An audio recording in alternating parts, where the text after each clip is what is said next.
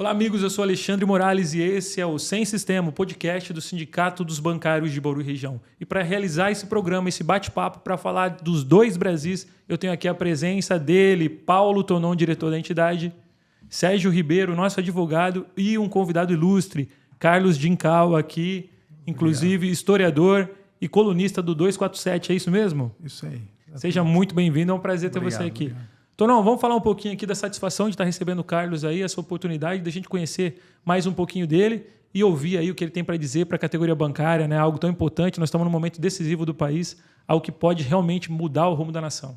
Brincando que nós estamos com 2 historiadores e meio, né? Porque os dois são formados, fazem isso na sua prática também, né? O Sérgio deu aula há muito tempo, o Carlos da mesma forma. E eu parei a faculdade no meio, né? Então aqui não vamos brincar muito de falar de história. Hoje é uma honra estar aqui nesse podcast hoje. Serginho, você foi o responsável aí por convidar o Carlos, fazer essa ponte aí. Fala um pouquinho do convidado de hoje. Bom, eu conheço o Carlos, acredito que há muito tempo, né? Tive a honra de ser professor dele no colegial dos cursos Prevê Objetivo. Na época, o Prevê tinha não sei exatamente se continua isso, mas turmas que eram vocacionadas para diferentes áreas. Então, tinha a turma da Biológicas, tinha a turma da Exatas e da Humanas, né? E eu fui agraciado, tive a oportunidade de agradecer isso posteriormente ao próprio Duda, com algumas aulas de História da América. Foi quando eu conheci o Carlos. E depois disso, nós nos encontramos em várias oportunidades, esporadicamente, onde sempre a conversa flui de uma maneira bastante agradável e principalmente com um grande conteúdo que ele esbanja nas suas análises, né? É um profundo conhecedor da história mundial e um grande analista. Eu fico bastante grato dele ter aceito o convite e bastante orgulhoso de poder participar dessa conversa. Muito bem, fez uma boa apresentação. Sim. Mas agora, o Carlos pelo Carlos. Quem é o Carlos? Se apresente, Carlos. Aqui é um podcast para bancário e é legal você falar, né, o que você faz para viver, inclusive. Em primeiro lugar, gostaria de agradecer o convite. É um grande prazer estar aqui falando com todos vocês e aos amigos bancários. Olha, eu sou um historiador, né, e dei aula por muitos anos. Tenho mais de 300 artigos publicados no Brasil 247. Também já, em determinado momento da minha vida, eu me aventurei em outros setores. Eu acabei, por 4 anos, trabalhando no mercado financeiro internacional, né, e hoje tenho uma escola aqui em Bauru, né, que é o Dincal, Instituto de Ensino, né? Enfim, e estou aqui na intenção de poder, né, ao longo desses últimos anos, tentar esclarecer, colocar, dar opiniões e, eventualmente, jogar alguma luz, às vezes, em alguns determinados temas que não estão demasiadamente claros para aqueles que, digamos, o instrumento da história não é um instrumento central. Tonon, você falou aí que fez história, temos aqui 2 historiadores aí. O momento é histórico, né? E para os bancários não é diferente. Queria que você falasse um pouquinho o que está em jogo aí. Próximo final de semana nós vamos ter algumas decisões e ainda tem bancário vacilando.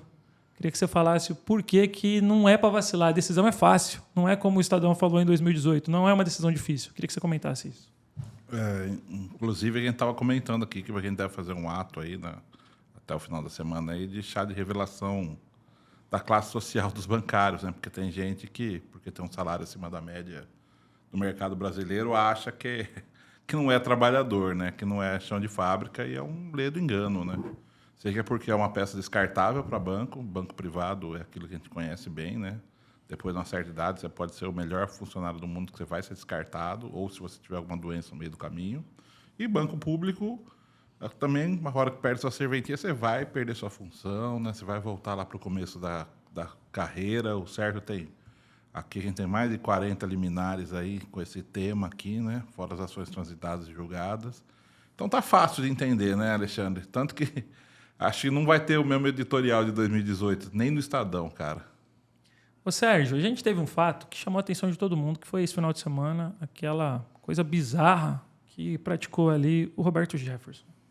A gente precisa lembrar que antes dele fazer aquilo, ele já tinha feito uma coisa muito feia, que foi aqueles insultos, né, à ministra Carmen Lúcia, uma mulher que, até onde se sabe, tem uma carreira aí sem nenhum resquício de qualquer tipo de condenação, né? Diferente do Roberto Jefferson, que a gente sabe que é, inclusive, um corrupto confesso.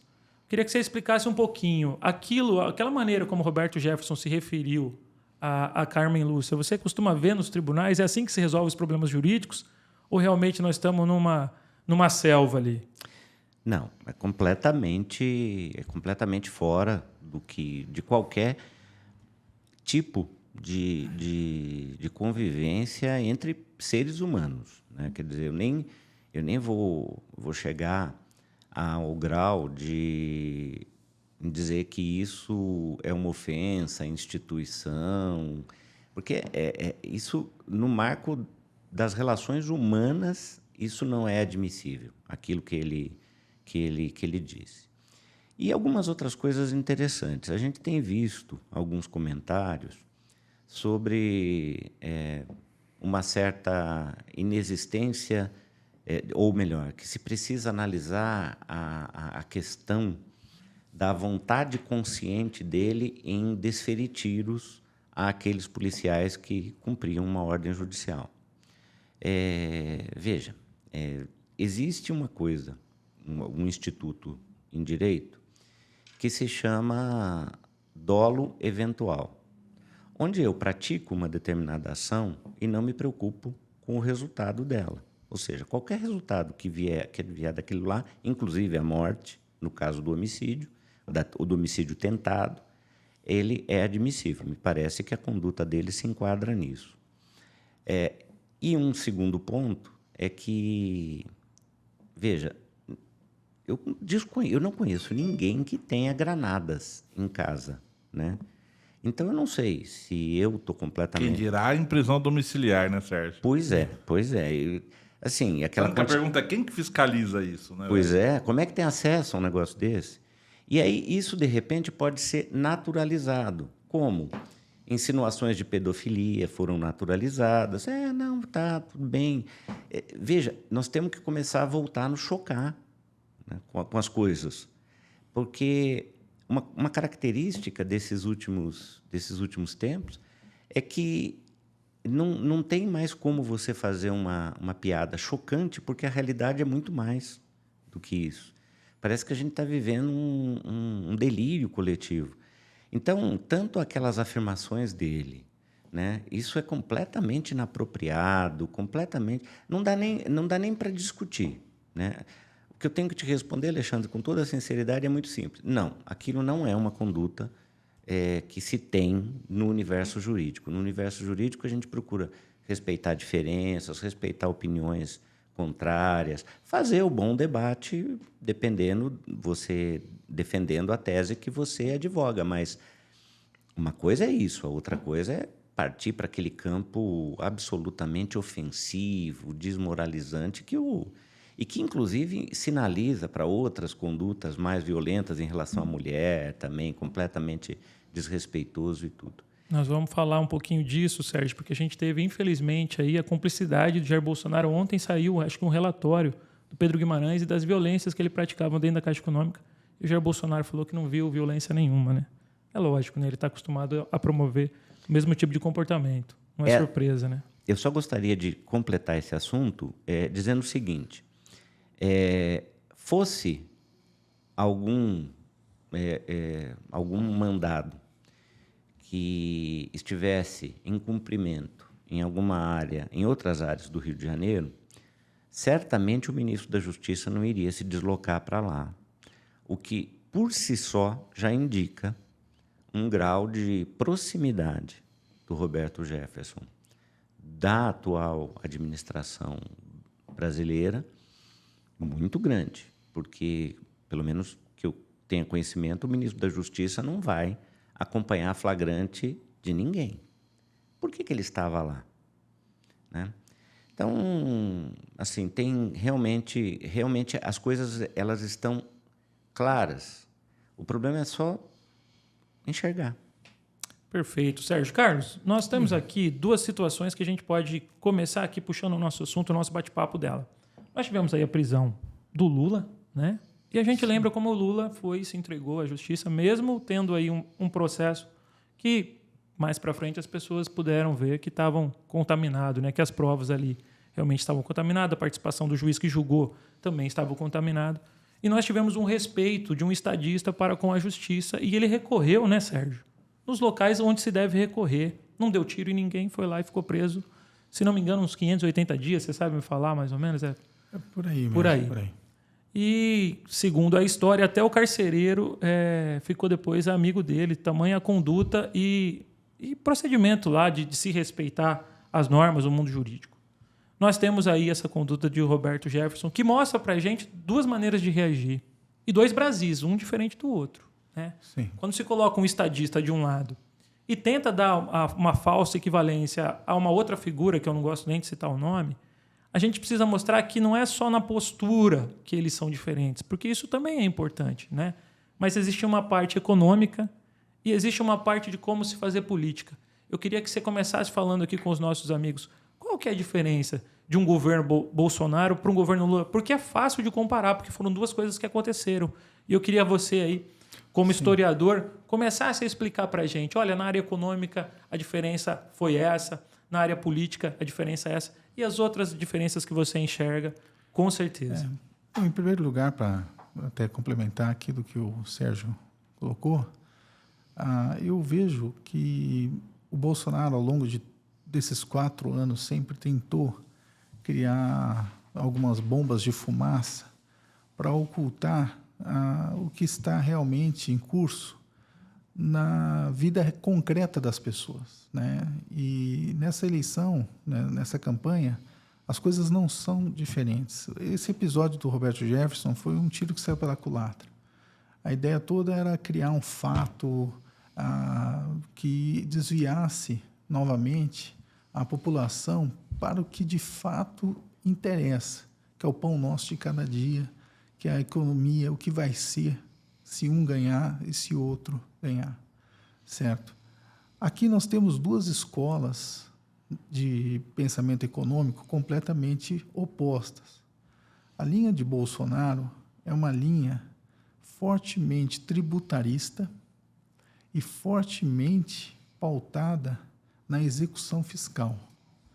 Prova disso é que, em dezembro passado, nós tivemos a possibilidade de o Bolsonaro sancionar uma lei, né, que iria tirar milhares ou talvez milhões de micro, pequenas e médias empresas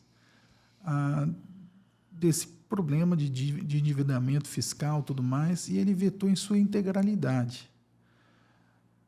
Ele não vê, ele não tem projeto para resolver problemas realmente dos empresários que geram empregos ou de qualquer setor, ainda que pequeno, que também depende muito, comércio, etc. Tal. Ele não vê dessa forma. Né? A ideia dele, da equipe dele, é uma linha tributarista, quer dizer, vamos cobrar impostos e nós temos os maiores, em porcentagem do PIB, o maior imposto da história do Brasil, certo? Incidindo sobre pessoas físicas e pessoas jurídicas. Nunca houve tanto imposto, chegamos na base de quase 37%. Né? E também nós nunca tivemos tantas execuções, certo? Execuções fiscais e execuções de bens mesmo das pessoas. Os bancos retomando a rodo casas, carros, bens de consumo que a população teve.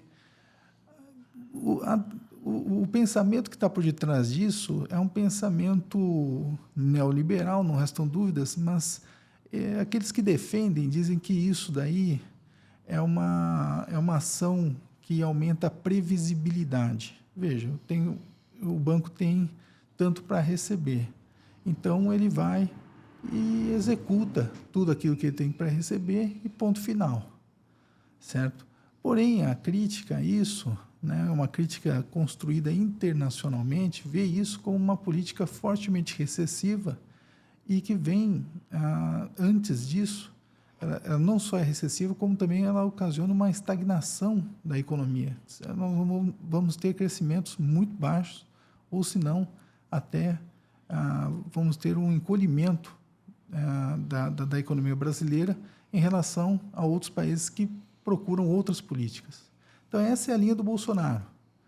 O Bolsonaro não vai ser o cara que vai fazer distribuição de renda, ele não vai resolver problema nenhum sobre as questões de 80 milhões de brasileiros que estão com o nome no SPC. Não é isso que ele veio, certo? Ele não fala sobre isso, inclusive. Ele não é o cara que vai resolver problemas dos empresários, né, e nem das pessoas físicas. Essa é uma escola de pensamento, que seja claro isso, né? Ele não está aqui reivindicando, não existe uma política econômica bolsonarista. Essa é uma política, digamos, neoliberal, recessiva, né? Por outro lado, nós temos uma outra escola de pensamento representada por Lula, que é a escola que podemos assim denominar de desenvolvimento econômico pela base, que seria o quê? Você valoriza os salários baixos e o salário mínimo, para além da inflação. A classe trabalhadora começa a aumentar seu poder de renda. A partir daí, vamos começar pela classe D, depois a classe C começa a ganhar benefícios, e ainda a gente já tem micros, pequenos empresários que começam a se beneficiar desse aumento do poder aquisitivo, certo? E, por final, toda a escala social acaba ganhando, como ganhou na época do Lula.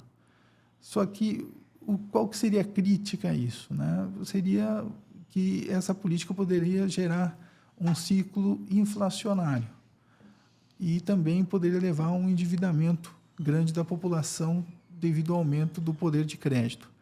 Porém, hoje existem mecanismos extremamente conhecidos e clássicos para conter esses dois fenômenos.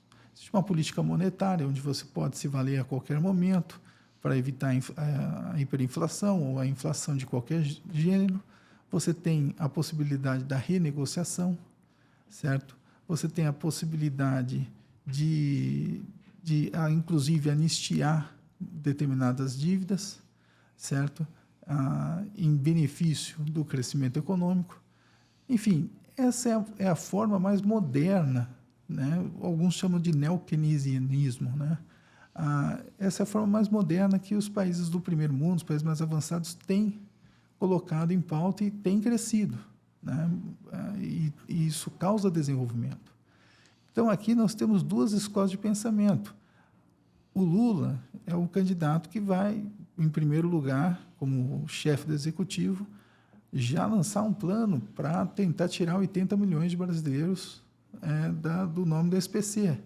Isso que vai causar, no sentido positivo, na economia popular, é absurdo, certo? Porque a população vai, obviamente, poder comprar novamente, obter um crédito de maneira responsável, certo? Porque essa é a contrapartida de um plano como esse, né, de renegociação. Enfim, você tem a partir daí já um apontamento de um governo que vai, de fato, colocar o Brasil novamente na esfera do crescimento econômico. São duas escolas, então, completamente diferentes. Uma vai criar dois Brasis. A do Bolsonaro, não tenha dúvida. Nós vamos voltar a ser aquilo que, quando eu era mais novo, chamava-se de Belíndia. O Brasil com a Índia. A Índia era um país pobre naquela época, então você é Bélgica com Índia, né? E só vamos ter a classe D e a classe A. Os milionários e aqueles que não têm acesso a nada. Já Lula já é um cara que pensa no encurtamento, né?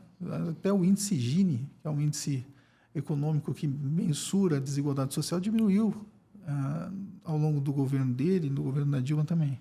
Então, são duas escolas diferentes. Isso é muito importante que o ouvinte esteja a par, porque por detrás de todas essas fake news, por detrás de tudo isso, dessas bombas de fumaça, certo?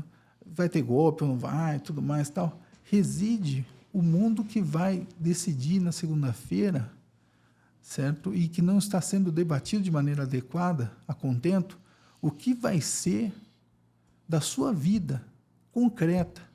Se você vai ter crédito, se você vai ter mais acesso a alimento, se a gasolina vai ser mais barata, certo? Se você vai ter acesso a poder financiar alguma coisa, certo? É isso que está em pauta, né? E, obviamente, que em 4 anos o Bolsonaro ele já demonstrou claramente que ele não é favorável a nada disso.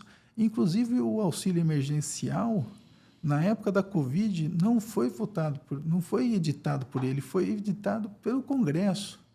E o Auxílio Brasil, certo, também foi turbinado pelo Congresso, não pelo Bolsonaro.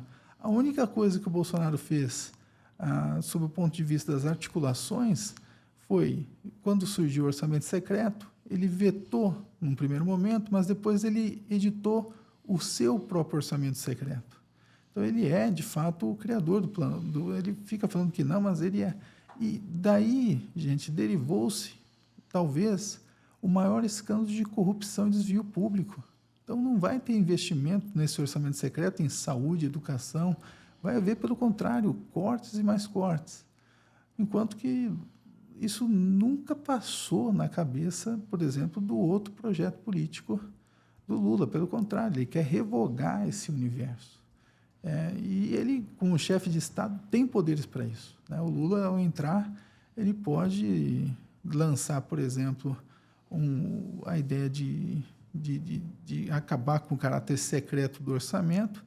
Caso o Congresso venha a vetar isso, ele tem elementos constitucionais para recorrer ao STF e o STF fazer com que faça valer, pelo menos, a gente saber para onde está indo o dinheiro, que é um elemento extremamente inibidor para a corrupção, para tudo, para o que vier. Em 2023, 2023 vai ser um ano difícil, mas o orçamento de 2023 para 2024, eu já penso que o orçamento secreto deixará de existir. Enquanto que, no governo Bolsonaro, ele vai ser aprofundado. Ele vai ser aprofundado. Então, essa no meu entendimento, são 2 linhas econômicas que devem ser postas e que o ouvinte saiba muito bem o que está por detrás de cada uma delas, certo? Não é fake news, não é fechamento de igreja, não é perseguição a pastor, não é mamadeira de piroca, não tem nada disso, certo? O que tem a ver aqui, na verdade, mais uma vez, é o pão nosso de cada dia. Eu acho que isso que... Carlos, você falou para mim aqui que existia uma política de valorização ao salário mínimo e a gente teve aqui, nessa semana, o efeito justamente o contrário, né? O plano do Guedes, que é desvincular, Sim. Inclusive. E os números são engraçados. Você citou que 80 milhões seriam beneficiados no SPC e a estimativa que foram feitas, até o Eduardo do ICL, se não me engano, ele falou que 80 milhões de pessoas seriam atingidas por esse novo modelo que o Guedes quer implementar. Esses dados aí são estimativas, inclusive, feitas por economistas da Unicamp. Então, tem realmente que deixar muito claro, né? Existe aqui o empobrecimento, né? Pelo que você me falou, a classe média vai desaparecer. Vai desaparecer. Um segundo mandato... Toda vez que o salário mínimo não é reajustado, né, de maneira real, ele já é um arroxo. Se nem pela inflação for, então é um arroxo mais aprofundado. Toda vez que isso ocorre, o que existe é um acerto com os grandes capitalistas, com os banqueiros, com os grandes empresários, oligopolistas, na sua margem de lucro. Porque isso é uma tendência, né, digamos, é uma vontade internacional. Mas aqui, ao que me parece, mas no mundo inteiro se para isso, né, por greves, mobilizações e lutas. E no Brasil, isso não sendo posto, está entrando como se fosse um cavalo de Troia, né? Então, é necessário que a população perceba no que ela está votando, certo? Ela não está votando por razões morais em um ou outro. está votando em política mesmo. O presidente política da econômica. República não escolhe a doutrina da igreja que você vai Não, seguir. Ele vai. passa ao largo disso aí, A não igreja, tem nada a ver. Quem determina a igreja é o padre, é o pastor, Os próprios membros os próprios ali. membros ali. Quer dizer, pauta moral é apenas uma forma de ocultar o que está por vir. Para passar a boiada. Para passar a boiada, exatamente. Como o antigo ministro Salles disse, né? Antigo. Tonão, você vivenciou, já faz um tempo que você está na categoria bancária, você vivenciou esses dois mundos. Né? Você pegou um período de governo PT, onde existia aquele reajuste pequeno, nós brigamos, é histórico, a gente sempre briga cobrando mais, mas existia sempre a reposição da inflação, mais uma quirela. A partir do momento que o Jair Bolsonaro assumiu, isso acabou. Queria que você comentasse um pouquinho da dificuldade que os bancários estão tendo hoje.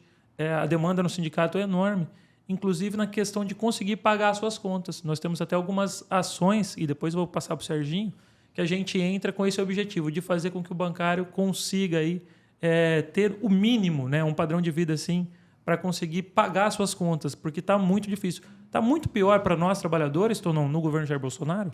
Primeiro, até complementando a fala do Carlos, né, lembrar que já estamos há 4 anos sem reajuste na tabela de imposto de renda, sem reajuste do salário mínimo acima da inflação, né? Então já é uma realidade. O que vazou essa semana do Paulo Guedes falando que da questão da indexação que ele quer tirar é só mais um ponto de retirada de direitos, né? Que foi a tônica desse governo, né?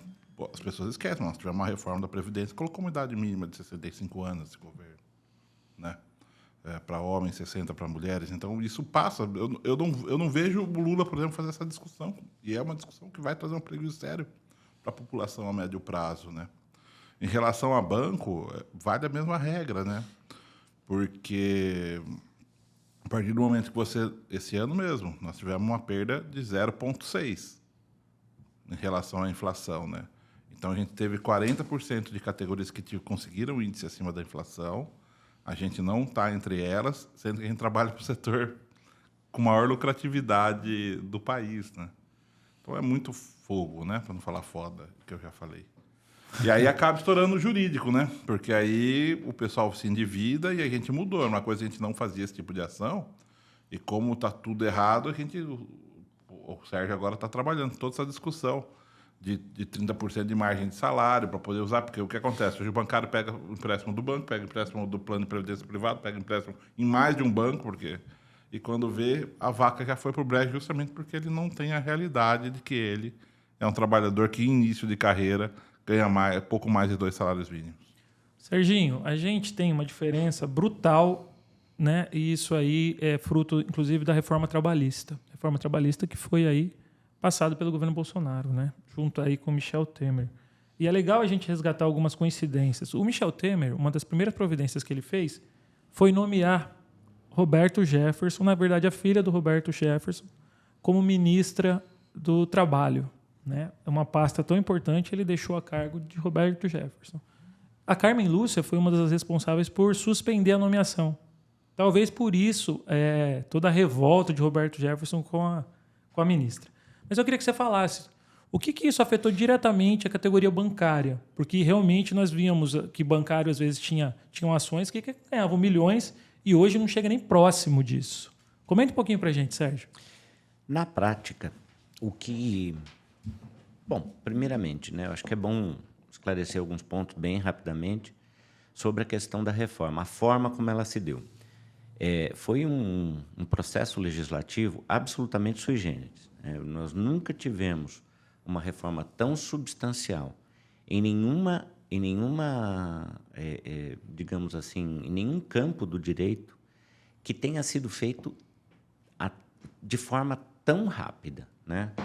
Veja, em abril ou maio, o presidente Michel Temer ele enviou para o Congresso uma proposta em fevereiro, ele enviou para o Congresso de 17, ele enviou para o Congresso uma proposta de alteração na CLT que envolvia a prevalência do negociado sobre o legislado.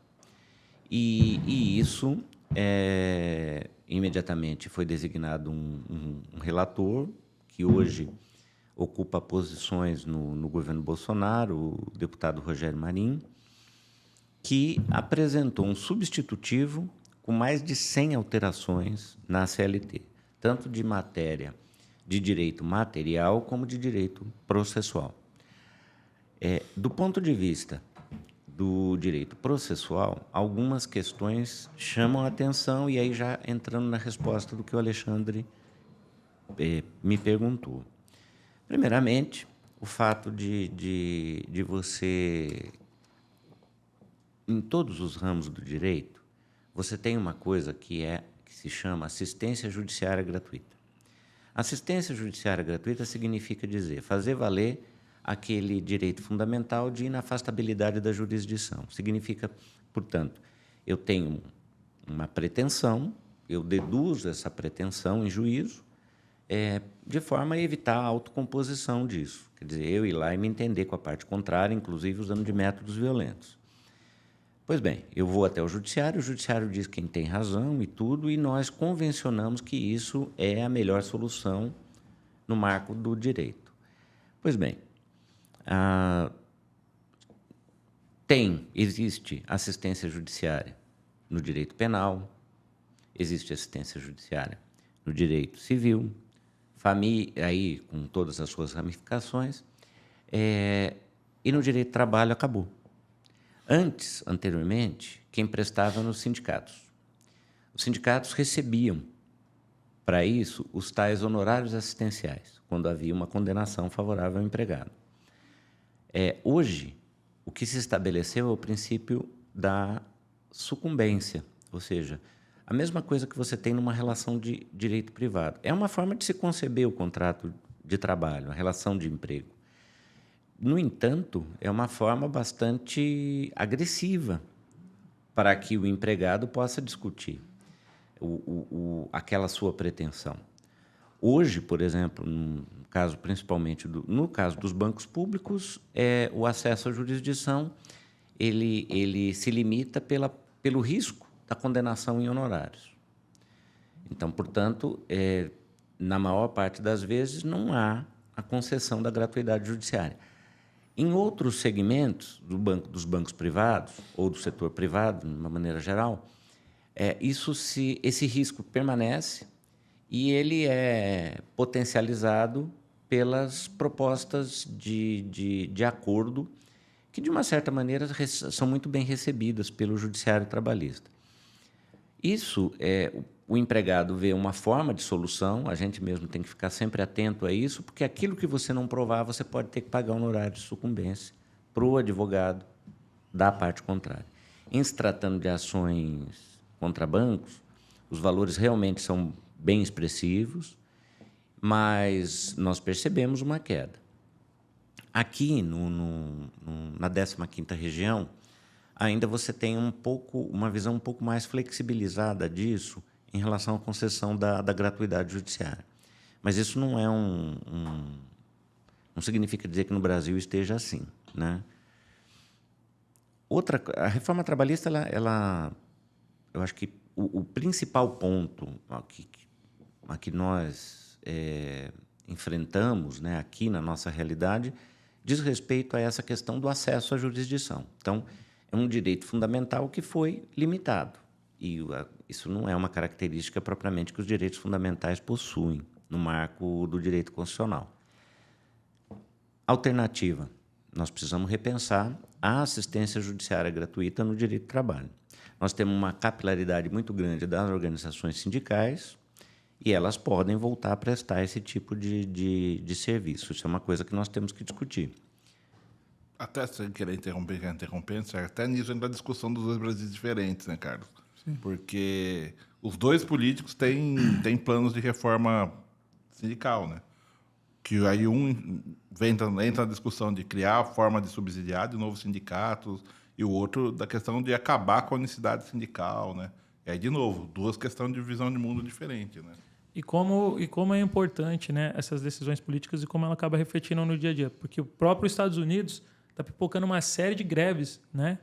Porque existe uma tentativa de fortalecimento por parte do Biden, diferente do governo Trump. né? Então, assim, tem muito dirigente, às vezes, que acha que não, é tudo a mesma coisa. E aí é importante a gente mostrar as diferenças. E aí eu vou retomar com o Carlos aqui para falar um pouquinho disso. Só antes disso, aproveitando, você vê, em 5 minutos de conversa, Alexandre, quanta coisa nós falamos que aconteceu do golpe para cá, de questão de direito perdido. E é isso que as pessoas precisam entender.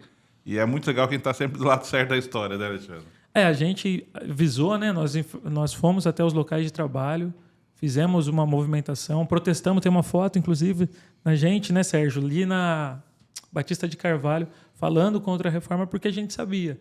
Tinha gente que se iludia, teve bancário que se iludiu com a história de Kim Kataguiri, aquela coisa de que não, que negociar seria bom, né, negociar com um patrão. E como é que você vai negociar com um patrão com uma fila de desempregados atrás de você? Então, assim, realmente... Não foi por falta de aviso, né, Tonon? Avisados foram. Infelizmente, alguns ainda embarcaram. Só um ponto nessa questão da reforma ainda. Veja que a negociação ela é um instrumento, digamos, extremamente importante nessa relação, particularmente para o pequeno, médio empresário. Eu acho que há um temor injustificado, né, na realidade desse pequeno, médio empresário em relação a isso. A negociação é uma coisa bastante saudável e bastante eficaz, né? Agora, no nosso caso, categoria, né, que nos ouve, nós negociamos com o principal setor da economia mundial, né? E aí, nesse particular, a reforma nos afetou de uma maneira muito mais contundente, né? Eu acho, inclusive, aproveitando a intervenção que o Carlos fez aqui, que para o pequeno e médio empresário a reforma não resultou absolutamente nada em termos de vantagens. Eu, inclusive, dei algumas consultorias fora aqui de Bauru. Eu me lembro de uma em particular, numa universidade de Campinas. Nós lá fizemos um painel para os procuradores dessa universidade. E, assim, o que nós ouvíamos deles era: olha, eu não vou implementar nada porque nada disso tem muita consistência. Veja, eu estava fazendo uma sequência, em abril ou maio, durou 2 meses a discussão, de 100 alterações. Em agosto já estava promulgado, com uma vacatio legis para novembro. E isso, se você compara os outros instrumentos, o Código Civil, o Código de Processo Civil, que também foram alterados, adequando-se à Constituição Federal, no caso da CLT não foi isso que aconteceu, até do ponto de vista da sistematicidade, do sistema de organização dela, ela é confusa, a reforma traz essas confusões, dando margem a variadas interpretações, e em 6, 7 meses, o Código Civil levou mais de 5 anos, o Código de Processo Civil teve um vacatio legis de 2 anos. Então, até do ponto de vista mesmo técnico, redacional, de norma jurídica, ela é uma reforma que foi extremamente diferente, para não tentar contaminar a análise, do que qualquer outro. Na verdade, dizem que foi num final de semana, né, que se redigiu tudo isso. Carlos, o Tonon ali na fala dele, ele falou de golpe. Queria que você falasse um pouquinho disso. Para você também foi golpe? Não, como hoje está comprovado que foi golpe, né? Nem mesmo as pedaladas fiscais o TCU chegou a admitir, né? Pelo contrário, ele voltou atrás, falou que não houve nem pedalada fiscal, né? O que, ainda que se houvesse, se tivesse havido, né? O pedalada fiscal era uma ferramenta que todos os governos anteriores tinham usado. Então foi um golpe de Estado, né? Mas eu acho muito interessante essa conversa sobre a questão dos direitos, né, trabalhistas, e isso serve para os bancários, serve para todos os trabalhadores, né? Porque aqui nós entramos, obviamente, no mundo da política mesmo, né? E o que nós estamos diante, novamente, são 2 vertentes opostas. O Bolsonaro, veja, ele teve a oportunidade de uma sabatina, né, no SBT, afirmar que se houver clima, parece que ele gosta de ser, pintou um clima, né? Se pintar um clima, ele vai realmente estudar o fim da justiça do trabalho. Né? Então, é isso, mas isso daí faz parte da lógica econômica que está posta. Isso não é incoerente. Acabar com a justiça do trabalho faz parte dessa linha, digamos, econômica que ele defende, né? O liberal, da livre negociação, etc. e tal. Isso daí, gente, uma eventual vitória do Bolsonaro, isso vai ser posto a toque de caixa, certo? Por quê? Porque ele vai ter uma conjuntura muito favorável, certo? Ele vai fazer isso ao longo do ano 2023. Né? A celeridade do processo é tudo. Quando você quer destruir, você destrói rápido, o mais rápido possível, certo? E essa é a linha do Bolsonaro. Né? E quando a gente fala sobre política, a gente tem que colocar aqui até o aspecto biográfico de cada um. Né? Então, qual é a biografia do Bolsonaro? Né? O Bolsonaro é um ex-militar, foi preso, depois acabou sendo reformado, e ele nunca teve apreço à democracia, nunca teve apreço à república e suas instituições. Isso é lendário, as pessoas ficam recuperando vídeos, né? Isso aí é real mesmo, né? Tipo, faz parte dele. Só que por 28 anos ele foi parlamentar e ele ficava de lado. Era um cara exótico que ficava estourando o rojão em homenagem à suposta Revolução de 64, que foi um golpe, né? Sempre foi um lambe-botas dos militares, e tinha um votozinho dele, fazia as rachadinhas dele, colocou os filhos dele na política e ficava nesse administrando essa estrutura que ele criou. Essa estruturazinha que ele criou, né? Não foi pequena, não, porque, afinal de contas, isso resultou na aquisição de 101 imóveis. Quer dizer, então, foi muito dinheiro que acabou surgindo a partir daí. Mas veja só, vamos nos ater aqui à biografia dele. Ele, ao longo do governo dele, ele não respeitou o Senado, não respeitou o Congresso. Só agora que ele entregou o orçamento secreto é que ele conseguiu governar, porque senão ele poderia sofrer um processo de impeachment devido à crise da Covid. E a última linha de resistência é o Supremo Tribunal Federal, o qual ele quer modificar de 11 para 15. Se isso acontecer, ele tem 2 ministros para indicar, e já tem 2, então são 4. Se ele indicar mais 4, se ele ampliar, ele vai ter 8 contra 7. Então, ele vai dominar o Supremo Tribunal Federal, fazendo com que suas ações, ainda que sejam questionadas como inconstitucionais, sejam, aceitas pelo Supremo Tribunal Federal. Quer dizer, nós não temos freios para os arroubos autoritários que ele tem. Então, como historiador, acho que o Sérgio também, como historiador, poderemos tranquilamente falar que estamos diante de uma eleição histórica, justamente porque nós estamos falando de uma fundação de uma nova república. Eu chamo a vitória do Bolsonaro, se eventualmente ocorrer, é a Sexta República, colocando assim brevemente a Velha República de 1889 a 1930, a Segunda Era Vargas, a Terceira de 46 a 64, a Quarta Era Militar, a Quinta que nós estamos vivendo, de 85 para frente.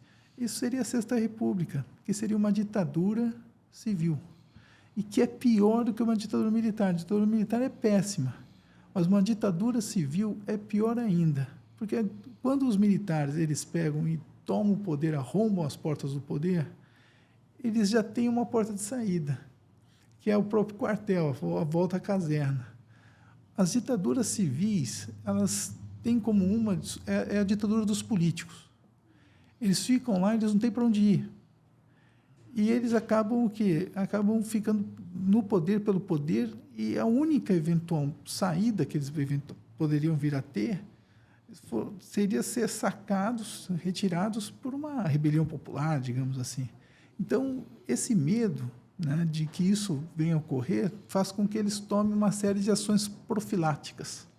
E, às vezes vão turbinar a Lei de Segurança Nacional, eles vão censurar, vão caçar rádios e TVs que são oposicionistas, e a Globo é uma delas, que se tornou, sob a ótica bolsonarista, uma emissora hostil. Uma emissora comunista.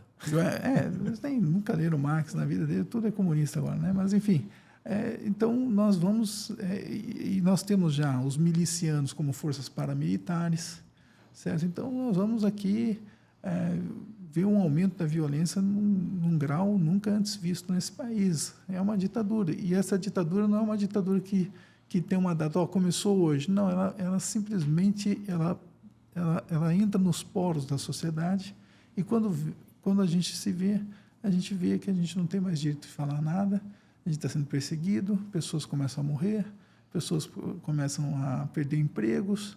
Essa é a ditadura civil que estamos diante daqui.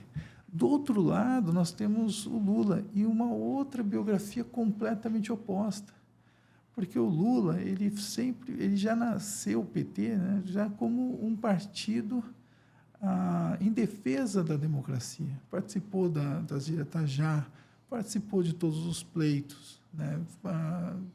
O Lula foi candidato a deputado federal, na ocasião foi o mais bem votado, depois a governador, perdeu a eleição, depois para presidente perdeu a eleição contra o Collor, perdeu a eleição contra o Fernando Henrique, perdeu no segundo mandato do Fernando Henrique também, e depois conseguiu ter êxito eleitoral, sempre respeitando os resultados, certo? E depois conseguiu sua reeleição e fez sua sucessão. Agora, enfim, ele particularmente, ele tem uma outra visão, né? Uma outra atitude. Quando ele foi governo, e os governos que sucederam, no caso da presidente Dilma, veja, tinha uma lista tríplice para Procurador-Geral da República. E o que acontece? Ele tinha uma lista tríplice e ele votava sempre, ele escolhia sempre o mais votado. Mesmo para o Supremo Tribunal Federal, tinha uma lista tríplice, ele ia em cima daquele que era o mais votado. Isso daí muita gente até criticou o excesso de republicanismo dele, né? Mas veja, ele nunca foi uma pessoa intervencionista. Tanto é que por 13 anos o PT teve poder e poderia, se assim quisesse, formar uma maioria no STF, através de indicações mais políticas do que técnicas. Mas não foi assim que ocorreu. Tanto é que ele não encontrou um juiz para dar um habeas corpus para ele quando aquela fraudulenta ação da Lava Jato o condenou à cadeia, né? Então, o que acontece? Ele não teve ninguém à sua disposição. Enfim, então, ele teve outra atitude com a coisa pública. Então, nós estamos aqui entre duas repúblicas. Ou a manutenção da atual república, das suas liberdades fundamentais, certo? Que nos possibilita, inclusive, de restabelecer a ordem e a normalidade institucional, certo? Através de plebiscitos, através de ações do governo executivo, junto com o Senado, com o Congresso, ou a gente vai partir para uma era uma era muito, muito tenebrosa de uma sexta república, certo? Que vai realmente destruir tudo que houve de conquistas na Constituição de 88. Penso eu que, com certeza, em algum momento, o Bolsonaro vai voltar um terceiro mandato. Aí sim nós vamos ter fraude nas eleições, certo? Aí sim nós vamos ter um TSE muito fraco. Aí sim nós vamos ter a ordem sem freio para fake news, certo? E nós vamos ter a perpetuação do poder, né? Ele vai dar um golpe para permanecer no poder, vai dar um outro golpe no STF e vai acabar com a justiça do trabalho. E o trabalhador, se ele quiser discutir qualquer questão, vai ter que discutir na instância civil. que a gente sabe quanto demora isso, um processo como esse. Praticamente causa perdida, geralmente desestimula. Enquanto que hoje um processo trabalhista é visto com celeridade, ainda assim é lerdo, porque demora às vezes mais de 2 anos um processo, mas trata-se de alimentos, né? Dependendo do que for a causa, o juiz ele arbitra, por exemplo, essa parte você paga agora, né? Agora, o que ocorre? Se isso cai no direito civil, naquela gigantesca massa, onde tem desde as questões das mais diversas, como, por exemplo, a pessoa me xingou, eu vou entrar no processo processado, tudo mais, alguém judiou do meu gato, então vou entrar aqui, e aí entra também a situação da justiça. Então, o juiz vai ter que julgar na ordem. Quer dizer, é uma coisa que, eventualmente, você vai ver o seu direito ser julgado em 10 anos, fora os artifícios que nós teríamos para poder, que a parte patronal teria, para poder jogar isso aí ad infinito. Quer dizer, você morre, fica para o seu neto, para o seu filho, para o seu neto, o seu direito trabalhista. Quer dizer, é isso que está em pauta, né? São 2 biografias diferentes, são 2 Brasis diferentes. E é isso que precisa ser colocado para os bancários. Quem está titubeando, certo? Não sei se eu vou votar no Lula ou no Bolsonaro. Vote de acordo com suas necessidades, vote de acordo com aquilo que lhe interessa materialmente. Vote pensando naquele que vai eventualmente manter as liberdades, a justiça do trabalho, os seus direitos, vai revogar boa parte da reforma da Previdência, vai restabelecer a normalidade institucional, vai fortalecer os sindicatos, vai fortalecer a justiça do trabalho, certo? E, sobretudo, vai pôr, obviamente, o pão na mesa, certo? É isso que está em jogo, certo? Então, não tem que ficar titubeando. A escolha é muito clara. Os banqueiros, eles vão votar no Bolsonaro, eventualmente, né? Agora, o bancário votar no Bolsonaro, sinceramente, é uma atitude, penso eu, autolesiva. Pouco inteligente. Tonon, ele falou uma coisa aqui da administração pública. Querendo ou não, você, dirigente sindical, administra um sindicato, junto com seus colegas, mas administra. Você aqui gasta, provavelmente, uma jornada, você compra uma jornada maior, porque você aqui é o primeiro a chegar, um dos últimos a sair sempre. Então, vamos falar aqui que você trabalha aqui 8, 9 horas, às vezes 10 horas por dia aqui. E administra uma coisa que é grande, mas não é enorme como o Estado brasileiro. O Jair Bolsonaro fizeram a média aqui.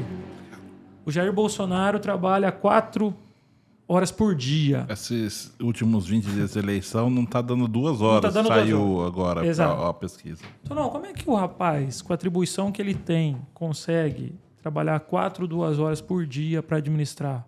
Fala um pouquinho com o bancário, chama a atenção disso, porque assim, é o cúmulo. O país estava diante de uma pandemia, uma crise econômica, e o cara trabalhava 4 horas. Agora está trabalhando 2. Dá para se governar um país trabalhando tão pouco? Tanto que fizeram até aquela analogia que ele trabalha menos que um estagiário, né? Com todo respeito aos estagiários. Não dá, e é por isso que o país está nesse buraco. Não tem... A proposta que tem não tem nenhum viés de construção. E é isso que a gente está falando desde o começo desse programa, né, Alexandre? E aí é fácil. Se você só quer destruir, você consegue trabalhar 2 horas por dia, né? Você não quer construir nada, você não quer fazer nada para agregar. O que eu queria falar, eu sempre acabo dando uma dica de filme, alguma coisa aqui, pegando em cima do que o Carlos falou. Pode falar, Carlos. Não, eu fico imaginando o seguinte, ainda bem que ele só trabalha 2 horas, porque se ele trabalhasse 8 horas, você imagina o mal que ele poderia causar. Excelente, velho. Ainda bem que ele é o vagabundo da República, como ele não gosta que chamem ele, né? Eu tenho grande esperança que a partir do dia 30 ele não trabalhe mais. Exatamente. Mas eu ia falar, Alexandre, chegou na Amazon, para quem não viu ainda, não sei se os 2 historiadores aí já viram, o Argentina 1985. Com o excelente Darim. O excelente Darim. E aí entra a discussão do que a gente não fez aqui, né? Que foi punir os militares, né, cara? E muito da consequência que a gente vive aqui hoje é por causa disso, né? Então, quem não viu aí, assista, que é um filmaço, velho. Serginho, o Carlos também falou da Constituição de 88, e aí a gente precisa lembrar que nós não tínhamos ali todos os direitos e garantias, mas a gente via como um horizonte. E uma vez eu vi você falando sobre isso. Queria que você falasse um pouquinho qual que é o papel da Constituição de 88 e o que o Bolsonaro está fazendo para esgarçar e destruir. Nós tivemos várias emendas que acabaram até descaracterizando algumas coisas. Queria que você falasse Sérgio, isso. tem mais uma pergunta. O Bolsonaro seria o equivalente ao imperador de Star Wars? Você como geek? Não, eu acho que ele não chega a ser tão genial que nem o Palpatine, mas de qualquer maneira... bom, deixa eu acho assim, eu gostei muito da intervenção que o Carlos fez aqui, e quero só completar uma coisa. Ele também não tem apreço pela hierarquia militar. Sim, perfeito. Porque, na verdade, ele foi reformado por ser insubordinado e por ter praticado delitos previstos no Código de Processo Penal. Aquilo foi um arranjo, para ele, já foi um primeiro arranjo, né? Ele vem sempre fazendo isso, para não ser preso, né? Porque até mesmo o que a gente sabe, né, pela mídia, houve um envolvimento dele com garimpos, com atentados, etc. Pegando essa questão também que o Carlos tratou aqui da fundação da Sexta República, eu concordo, pactuo com esse temor que ele expressou da mesma maneira. E as pessoas precisam entender o seguinte: quando a gente fala em avanços da Constituição, as pessoas acham que esse é um discurso etéreo. Na verdade, não é, né? É um discurso muito mais concreto do que parece. Vamos exemplificar algumas questões. Você acha que saúde pública é algo que o Estado faz porque é da natureza dele fazer? Não é. Eu vivi pré-Constituição de 88 e me recordo muito bem disso. Saúde pública não era uma política de Estado, como é o SUS hoje. Certo? Uma série de redes articuladas e que até mesmo em algumas intervenções, ele, pelo menos para um setor bastante expressivo da sociedade brasileira, ele funciona até melhor do que as redes privadas, em alguns aspectos. Para quando não se torna a única esperança de muita gente, né? Saúde pública não é uma obrigação do Estado se não tiver espelhado isso na Constituição. E isso vem de uma política de construção de um Estado social e democrático de direito, que a Constituição de 88 consagrou. Aí, retomando, acho que o Carlos foi muito feliz nessa observação também, são dois modelos. O modelo neoliberal, ele jamais vai se preocupar com uma intervenção do Estado de prestações positivas estatais que incidam diretamente sobre a sociedade. Ele vai se preocupar ou vai estabelecer um conceito de meritocracia bastante equivocado, inclusive, para não dizer mal intencionado. Na verdade, se você pega os liberais já do começo do século XX, eles dizem meritocracia, ok, meritocracia perfeito, é o caminho adequado. Só que nós temos que partir levando em consideração alguns pontos de partidas diferentes. Eu estou citando aqui uma obra que é angular nisso aí, uma teoria de justiça do John Rawls, né? Ele estabelece que tudo bem, meritocracia, competitividade e tal. E veja, não é muito diferente do que a Constituição brasileira estabelece. Perfeito. Só que nós temos que, para poder haver a competição, muitas vezes favorecer determinadas posições. É aquilo. A Constituição trouxe uma série de previsões para a pessoa com deficiência, né? Vaga reservada em concursos públicos, em vestibulares, etc, etc, etc. Bom, a Organização Mundial de Saúde, na época do debate constituinte, eu me lembro disso, porque eu acompanhei o debate da Constituinte,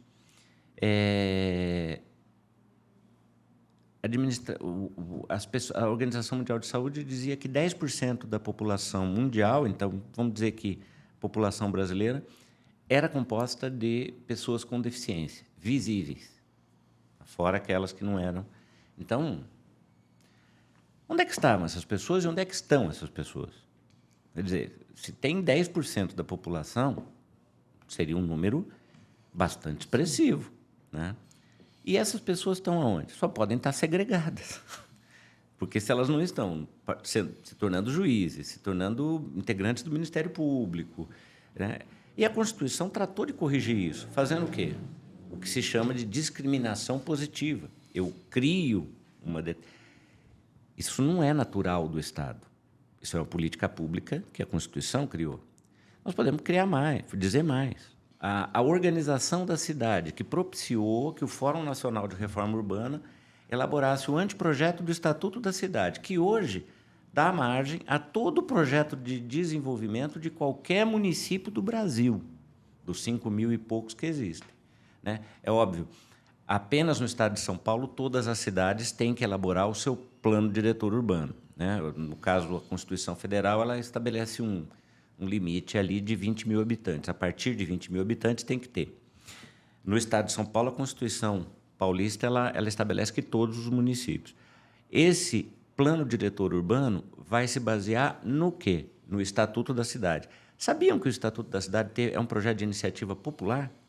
Ele surge, vai tramitar pelo Congresso e vai dar a base do que a gente chama, em direito urbanístico, de função social da cidade. Tudo isso tem a ver com a Constituição, não tem a ver com com o Estado natural. Educação. A gente sabe muito bem que o fornecimento de merenda é a base de sustento alimentar de muitas populações aí, muitas crianças. Proteção à infância e adolescência, conceito de família, enfim, tudo isso é definido pela Constituição. Agora, a hora que eu flexibilizo aquelas cláusulas que não podem ser alteradas, se não por uma nova Constituição, a hora que eu faço essa flexibilização, eu abro a possibilidade de alteração da Constituição sem que ninguém perceba. E daqui a pouco você não vai ter vacina. Não é porque dá para substituir por isso ou aquilo, não. É porque não vai ter posto de saúde. E aí você vai ter que comprar. Então, é bem concreta a Constituição no dia a dia das pessoas. O Supremo Tribunal Federal, inclusive, e isso não é só aqui, as Supremas Cortes, em todos os lugares do planeta, elas existem, muitas vezes, para se opor ao judiciário, quando na defesa da Constituição. Então, isso que, por exemplo, muitas vezes é criticado de alguma decisão um pouco mais polêmica, etc., que muda, ela tem a ver com o quê? Com a interpretação constitucional. Duvido que alguém não identifique, embora divirja de muitas posições, mas do padrão que os ministros do Supremo Tribunal têm de qualidade em termos de obras, em termos de material teórico produzido. São pessoas que conhecem profundamente direito constitucional. Tanto que, às vezes, você fala, nossa, aquela posição é tão progressista. Não é. É porque ele está aplicando a Constituição, né? Então, realmente, aí você vê também um outro aspecto. Muitas políticas públicas que as pessoas pensam que é natural o Estado fazer, não é. Acreditem, eu vivi no Estado pré-Constituição, de 88. Eu me lembro bem, na infância, morava numa cidade muito pequena do Paraná, ir ao médico era um luxo. Nós íamos ao farmacêutico. Se passava o que você estava sentindo, beleza, a vida que segue, né?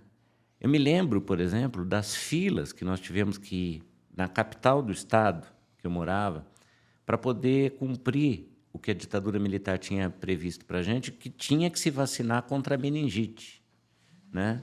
Porque estávamos vivendo uma epidemia séria, muita gente morreu naquele momento. Mas é que não, claro, a gente fala, não apareceu na mídia, talvez não se tenha esse registro.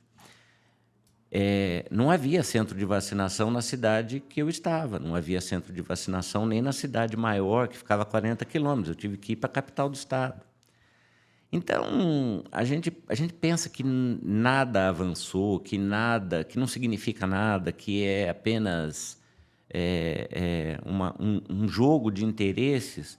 Na verdade, é muito mais que isso. Acho que o Carlos foi muito feliz nessa explicação, que aqui eu estou tentando apenas tocar no assunto do que pode acontecer com a Constituição Federal. Perfeito, Sérgio. Carlos, queria que você falasse agora, você comparou aí os dois Brasis aí, queria que você falasse um pouquinho quais foram os grandes méritos do governo do PT. O que você achou que o PT fez de muito bom nesse período que ele ficou aí, 13, 14 anos? Olha, o Lula foi capaz de, dentro dos estreitos limites de uma sociedade extremamente reacionária, ele conseguiu fazer uma inversão de renda, né? A distribuição de renda significativa, uma política de inclusão muito importante. Ele se valeu do Estado como indutor da economia, né? Gerando também milhões de empregos, fortaleceu as instituições democráticas, as instituições republicanas. Eu acho que ele, inclusive, fortaleceu alguns setores que, posteriormente, podem ter acidentalmente voltado contra ele mesmo, como foi o caso da Polícia Federal e outros setores como o Ministério Público, mas não todo, mas aquela ilegal missão da Lava Jato, né? Então, a gente, às vezes, não pode chegar e condenar todo o Ministério Público e todo o Judiciário por causa de dois bandidos, o Dallagnol e o Sérgio Moro. Mas ele fortaleceu, e, inclusive, devido às ferramentas que ele criou, né, institucionais e republicanas, o Ministério Público foi capaz e a Polícia Federal foram capazes de irem a fundo em investigações de corrupções que sempre existiram no Brasil, como, por exemplo, o que ocorreu na Petrobras, certo? O que ocorreu em outras autarquias. Então, longe disso ser responsabilidade, muita gente relaciona de uma forma, obviamente, partidária, né, de que o Lula ele foi responsável pela corrupção, mas não, o Lula foi responsável pela averiguação e descoberta de um sistema corrupto que sempre existiu no Brasil.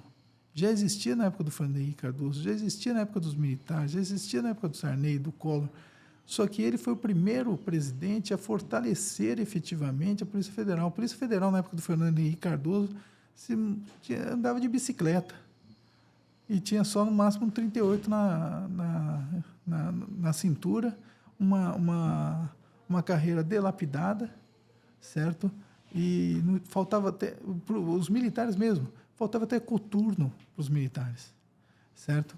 E o que acontece? Ele fortaleceu essas instituições, certo? O Exército não tem esse poder investigativo de polícia, mas a Polícia Federal e o Ministério Público têm, né, de investigação e tudo mais. E nós conhecemos um Brasil, certo?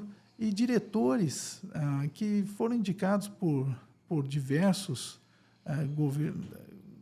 governos, outra vez, e também concursados de carreira, foram vistos, foram pegos em processo de corrupção. Mas veja, então, nesse sentido, né, é que eu acredito que reside não a maior fragilidade do Lula, mas a sua maior virtude, porque justamente ele revelou um Brasil, certo? Investigou. Agora, o que fizeram disso é uma outra questão.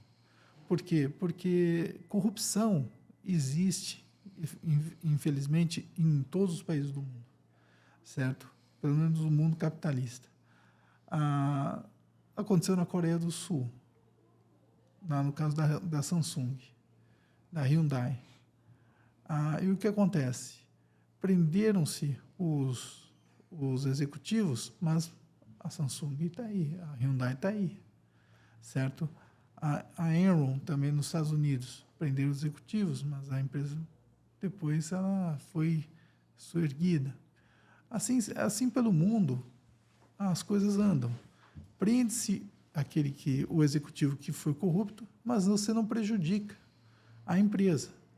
O que a Operação Lava Jato fez foi simplesmente prender, através de delações premiadas, executivos, que falavam o seguinte: olha, eu roubei 8 bilhões, eu te devolvo 2 e falo que o Lula sabia de tudo. Era essa a máxima. Então, eles continuaram com bilhões, só que ato contínuo, o que o Moro fez foi destruir toda a estrutura da Petrobras e também de todas as grandes empresas, como o Debrecht, a Ferreira Gutierrez, né, e tantas outras, fazendo com que milhões de empregos fossem perdidos, inclusive induzindo legalmente a inadimplência junto a empréstimos do BNDES. Não sei se você sabe, muita gente fica falando, Cuba e Venezuela não pagaram o Brasil, tudo mais e tal. Veja, havia uma ordem judicial de que Cuba e Venezuela não podiam pagar o Brasil porque a Odebrecht estava sob júdice. Então, quer dizer, nem que eles quisessem pagar, eles pagariam, certo? E muito se fala também nisso daí, também, o Brasil ele fez acordos, entrou na África, tudo mais e tal. Agora o Brasil saiu da África, e sabe quem está na África, nadando de braçada e ganhando muito dinheiro? A China. Sabe quem está salvaguardando a Venezuela? A China. Quando eu visitei a Venezuela, quando eu entrei no supermercado, parecia que eu estava no supermercado brasileiro. Era tudo produto da Balduco, era tudo produto nacional, era tudo bolacha Bono, você entende? Nós vendíamos para esses produtos de gênero alimentício, a gente abastecia a Venezuela. E o que acontece? Depois entrou o Bolsonaro, que falou que não ia ser ideológico, ele foi completamente ideológico. Ele rompeu as relações comerciais quase que por completo com a Venezuela e com Cuba. E nós vendíamos para eles. Vendíamos e tínhamos dinheiro para isso. Porque as pessoas entendem, muita gente pensa isso. O BNDES foi um banco que mandou dinheiro para Cuba. Não mandou dinheiro para Cuba, mandou dinheiro para o Odebrecht, e o Odebrecht construiu. Certo? Então, gerou, na verdade, desenvolvimento nas nossas empresas. Certo? Além do que, muito se fala aí também sobre o Brasil vai se tornar uma Venezuela e tudo mais. Veja, nós temos uma Venezuela passando fome no Brasil. Certo? Que moral que tem um presidente falar sobre problema dos outros, o problema de outros países? Então, ele que tenta se tornar um presidente da Venezuela ou tenta disputar alguma coisa lá em Cuba. Agora, o que acontece? Nós temos uma Venezuela na fila do osso. E quem é ele para ficar acusando, apontando que o Brasil vai ser uma Venezuela? A Venezuela é um país que tem, basicamente, sua principal fonte de divisas em um único produto, que é a exportação de hidrocarbonetos, de petróleo. Né? E o que acontece? O Brasil é gigantesco. É um país com uma diversidade econômica enorme. Como o presidente Nixon falava, né? Quando houve o golpe de 64 e tudo mais, houve a ditadura, ele falava o seguinte: se o Brasil se tornar socialista, o Brasil não vai se tornar uma nova Cuba, vai se tornar uma nova China. Quer dizer, ele via com muita clareza, potencial, né? enxergava o potencial que é o Brasil. E, obviamente, que, infelizmente, esse projeto de crescimento, de fortalecimento do Brasil, da influência do Brasil, de fazer parte dos BRICS, de ser protagonista na África, nos países que foram abandonados pela Europa, pelos Estados Unidos, foi uma das políticas mais promissoras que já foram geradas e que foi interrompida. Foi interrompida de maneira criminosa, primeiro quebrando as nossas principais empreiteiras e também depois quebrando a própria Petrobras. Daí um outro aspecto que o nosso ouvinte bancário tem que saber: se ele quiser gasolina a R$3, eles têm que votar no Lula, porque o Bolsonaro vai continuar a paridade com o dólar. E ele segurou, né, eleitoralmente a gasolina, mas não está dando mais para aguentar. A gasolina já está aumentando. E o diesel, veja, eu nunca pensei que eu iria viver num país onde um litro de leite custasse mais caro que um litro de gasolina. Certo? Então, nós falamos de inflação aqui, tem uma inflação que é a inflação do supermercado, que é a inflação nossa. Então, quando se fala em reajuste salarial, se falar assim, olha, da inflação e mais um pouquinho, inflação é uma questão macro, certo? Alguns setores excessivos, juntam-se com outros setores que cresceram pouco, outros setores que cresceram mais, dá um índice. Agora, nós que vivemos na cidade, certo? Temos que ter um outro parâmetro inflacionário, certo? Então, a valorização do salário mínimo no governo Lula compôs também em vários setores sindicais, porque os sindicatos estavam muito mais fortes, inflações reais que de fato, significavam realmente um aumento na vida da pessoa mesmo, né? Porque uma coisa é a inflação que está, mais uma vez, no global. Tá em deflação. Está em deflação o Brasil agora, então a inflação está negativa, o que não é bom, viu? O pessoal fica falando que deflação é bom, isso só significa que o Brasil está entrando num estado recessivo profundo e que vamos ter um baixíssimo crescimento. Mas beleza, então estamos em deflação, só que quem vai no supermercado sabe que as coisas estão aumentando. Não está nada baixando. A vida está difícil. Isso, em grande parte, por quê? Porque a própria produção de alimentos também está, sob certo aspecto, dolarizada. Nós somos o maior produtor de proteína animal e o povo fica comendo osso. Nós produzimos alimento que poderia ser, inclusive, boa parte dele socializado, poderia ser distribuído até. O governo poderia, eventualmente, ser indutor de um benefício social dessa natureza. E o que acontece? Hoje em dia, a população não tem dinheiro para comprar arroz, feijão. Lembre sempre disso. A partir do momento, e quem está ouvindo tem que tá bem claro isso na cabeça. Se você está usando cartão de crédito no supermercado, quer dizer que você já não tem dinheiro para comprar comida.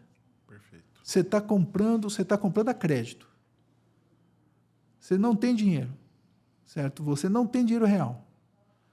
Então, quem está comprando gasolina ou está comprando comida, fazendo supermercado no cartão de crédito, já pode esquecer, você está à beira do abismo, está a um passo do abismo. O próximo passo, você não tem dinheiro nenhum, certo? E é isso que está acontecendo. Hoje em dia, mais de 90% das vendas no supermercado são feitas em cartão de crédito. Quer dizer, a pessoa está tomando crédito para comprar comida. Quer dizer, é esse o Brasil recessivo. E quem pegou o auxílio foi exatamente isso também. Pegou o auxílio para comprar comida. O auxílio, e do auxílio, gente, nós temos, além de uma medida eleitoreira absurda, que é uma ofensa ao brasileiro, à inteligência do brasileiro, além disso, ele criou um endividamento irresponsável, num juros alto, fazendo com que houvesse o crédito consignado pelo Auxílio Brasil. Veja só, gente, no orçamento do ano que vem, o Auxílio Brasil vai para 400. R$200 vai ser a prestação. Então, quer dizer, nós temos o quê? Nós temos o cara, na verdade, ganha R$200. Aí vem o Bolsonaro falando o seguinte, a Bolsa Família pagava 180, para pagar 180 na época do Lula. Se houvesse reajustes, mais hoje estaria quase R$700. Carlos, você respondeu aí várias perguntas que foram aí feitas ao Lula no debate, né? Sim. E é consenso que em algumas ele saiu muito bem e não em todas as outras. Nós vamos ter o debate aí sexta-feira. O que você acha que está faltando para o Lula realmente se consagrar nesse debate? Ele precisa se preparar. Que é uma coisa que eu conheço o Lula. O Lula ele não se prepara muito bem para debate, não. Ele vai um pouco no improviso, ele toca jazz, você entende? Ele precisa administrar bem o tempo dele e ele tem que pôr um ponto final nessa questão de você roubou, eu tenho que dizer bem claramente, olha, eu sou inocente, certo? A justiça assim declarou, por isso que eu estou aqui. Eu não vou mais ficar discutindo com esse louco aqui sobre quem é, se eu sou corrupto ou não, tudo mais. Eu não quero mais falar, eu quero falar sobre o Brasil e falar sobre propostas concretas, porque o povo quer ouvir isso. O povo quer saber como é que ele vai fazer para acertar as contas dele, como é que ele vai tirar o nome dele do SPC, como é que ele vai ter, como é que vai ser o salário dele, como é que vai ser o direito dele, certo? Se ele vai poder voltar a financiar, se ele vai poder voltar a pleitear uma casa, financiar um carro. É isso que o povo quer saber, certo? O Lula tem que sair dessa cortina de fumaça e rapidamente matar isso aqui e falar assim, esse cara é mentiroso, todo mundo sabe, certo? Ele é amigo de miliciano, ele é amigo do Roberto Jefferson, que deu 50 tiros, aí eventualmente o Bolsonaro vai querer falar, mas no passado o Roberto Jefferson já fez com você, mais uma mentira. É o seguinte, você é um mentiroso, o Brasil sabe já disso, eu quero agora falar, sabe o quê? Sobre o Brasil. Como é que vai ser a economia, como é que vai ser a sua vida, como é que vai ser isso daqui. Se ele fizer isso, no meu entendimento, ele leva tranquilamente com uma margem de 10 pontos domingo. Essa é a nossa torcida, né, Tonon? A gente sabe que, querendo ou não, o Lula aí foi sequestrado aí por essa pauta moral aí, né? Que o Bolsonaro conseguiu aí, durante a campanha, implementar isso daí e se debateu muito isso. E o mais engraçado, mais irônico é que Bolsonaro, uma pessoa que não tem moral nenhuma, né? A gente que acompanhava o Rock Go lembra que o cara falou assim, você não tem envergadura moral. Exatamente o caso do Bolsonaro. Se reúne aí com várias pessoas que têm vários problemas familiares, todo mundo conhece, e vão fazer todo aquele lenga-lenga, aquela moral. Você, Tonon, como diretor do sindicato, qual que é a mensagem que você deixa aí para o eleitor, né, para o bancário, e depois vou passar para o Serginho. Qual que é a mensagem do sindicato dos bancários aí? Paulo Tonon falando em nome do sindicato, para o dia 30 agora. Qual que é a posição nossa do sindicato? Bom, acho que esse programa deixou já muito claro a nossa posição, nossos materiais, né? A gente tem feito essa discussão o tempo inteiro, inclusive foi capa do nosso jornal. A discussão que é possível ter um país diferente do que a gente tem hoje, né? A discussão é muito mais ampla. Nós não falamos nada do governo do Estado, né? Mas também tem que ser dito, a discussão aqui também envolve o Estado de São Paulo, né?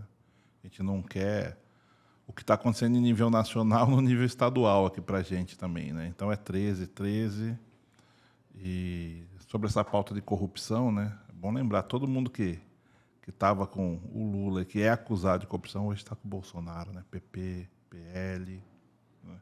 Quem estava preso é essa galera, né? E é tão fácil o Lula rebater isso, né? É muito... A gente entende que ele pensa em aliança futura, às vezes por isso que ele não chega nesse ponto, mas está na hora de não pensar nisso, né? Vamos matar no ninho, não vamos ter surpresa. Certo, Sérgio?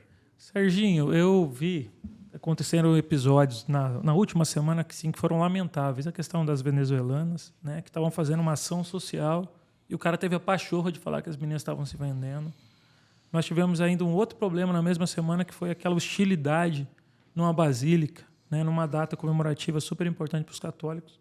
E eu estava conversando com um colega meu e falei assim, cara, o PT tinha que ter matado a campanha nessa semana, porque assim, foram coincidências muito infelizes para a campanha do Bolsonaro. E ele chegou no debate, assim, era visível o estado que ele estava. E não foi o que aconteceu, né? Mas eu ainda estiquei a conversa com esse colega e falei assim, olha, eu estou muito tranquilo, porque com certeza o Bolsonaro vem fazendo cagada há 4 anos. Não vai ser na última semana que ele vai acertar. Provavelmente ele vai repetir alguma cagada. E aí aconteceu essa besteira do Roberto Jefferson. Isso, querendo ou não, gerou aí uma comemoração, né? É lógico que não teve vítima, mas a gente ficou entusiasmado com a possibilidade de botar um fim nessa loucura, nessa insanidade que ficou muito claro quando o Roberto Jefferson fez o que fez. Você, como conhecedor e participante de um sindicato atuante há tanto tempo, você que vem num processo de redemocratização, como que o Serginho chega para o dia 30? Está confiante, está animado, está mais animado ou mais preocupado? O que você espera diante aí desses Brasis que foram expostos aí até agora? Bom, assim, eu pessoalmente aí sem vinculação a nenhuma organização, nenhum tipo de base teórica um pouco mais consistente, eu sou um otimista. Eu espero que as pessoas enxerguem o que está acontecendo, se libertem, né, de uma série de questões que realmente não existem. Quer dizer, eu não sei quem foi que falou, mas eu achei muito engraçado. Nós estamos vivendo um país que, se de repente uma determinada emissora disser que olha o elefante cor-de-rosa voando, as pessoas vão olhar para cima e vão atribuir isso à culpa desse ou daquele. Provavelmente o Lula vai ser culpado disso. E, veja, eu não acho que o PT não cometeu falhas, né? Mas o problema é que, não sei se as pessoas também já estão enxergando isso, mas essa eleição, o PT é apenas a organização mais forte que tinha o único candidato possível de poder fazer esse enfrentamento, né? Basta ouvir tanto a intervenção da Marina Silva quanto da Simone Tebet nesse final de semana em Minas, né? Eu acho que é isso. Nós estamos diante de uma frente. E uma frente para restaurar um pouco de civilidade, inclusive. E do Lula também, né? Que ele falou que não vai ser um governo do PT, né? Vai ser um governo de frente. Você vê tantas coisas importantes, né? E tantas pessoas. Uma pessoa que eu admiro muito, muito mesmo, é o Guilherme Boulos. Ele está coordenando uma campanha aqui no Estado. E, do mesmo jeito que tem alguns banqueiros que já declararam apoio a essa candidatura. Então, isso não é uma candidatura classista que vai impor determinado... Não. É assim, nós estamos diante de uma disjuntiva que nós poderíamos resgatar lá do passado, que é civilização ou barbárie. Eu acho que...